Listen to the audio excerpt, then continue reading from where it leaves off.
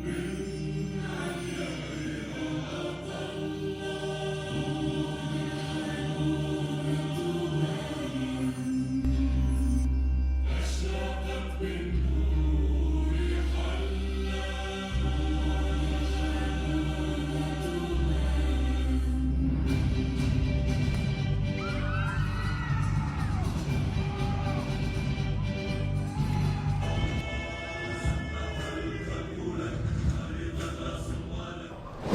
زهير، وأخيرا لقاء. أهلا وسهلا حبيبي، فيك. أهلا وسهلا فيك. اليوم وردت إشبيليا تاج العروس.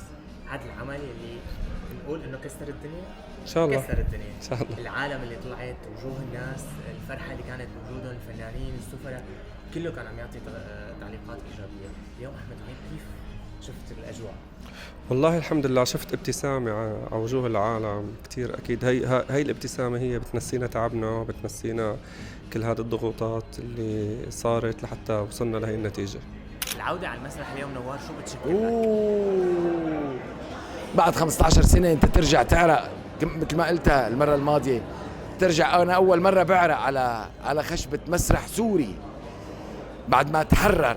ما تحررت بس البلد، تحرر المسرح، تحرر الفن، تحرر الإنسان. لنطالع هيك عمل. الحمد لله أول مرة بعرق بعد 15 سنة، تعني لي الكثير. أنا اليوم بالنسبة لي هي إعادة إعمار بالنسبة لي تحرير تاني لهالدرجة. اليوم أول مرة أنا بطلع على خشبة المسرح، ما بدنا نقعد نبكي هلا. أنا بحط هذا مو علم الثورة، هذا علم البلد. اليوم حضرنا العرض وشفنا انه هو اول عرض اليوم بعد التحرير على دار الاوبرا.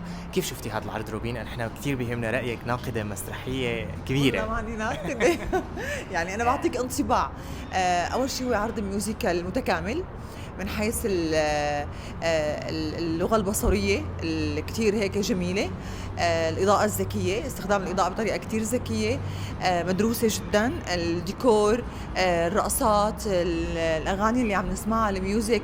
يعني هو عرض ميوزيكال متكامل حقيقة، وفي جهد كتير كبير باذلينه كل الشباب اللي كانوا على الخشبة، من فنانين يعني وفنيين وراقصين. بختام العرض اليوم، شو بتعطينا كلمة عن العرض؟ يعطيهم العافية. العرض كتير مهم وحلو، الإضاءة، الرقص، الديكور رائع. يعطيهم العافية فعلا، يعني فريق متكامل. اليوم نحن بعد التحرير هو أول عرض ميوزيكال استعراضي على خشبة دار الأوبرا. قد ايه اليوم مهم مثل هيك عرض بهاي الفترة؟ لك هذا النوع كتير خاص والناس بتحب تحضر. هو ما جديد علينا، بس يعني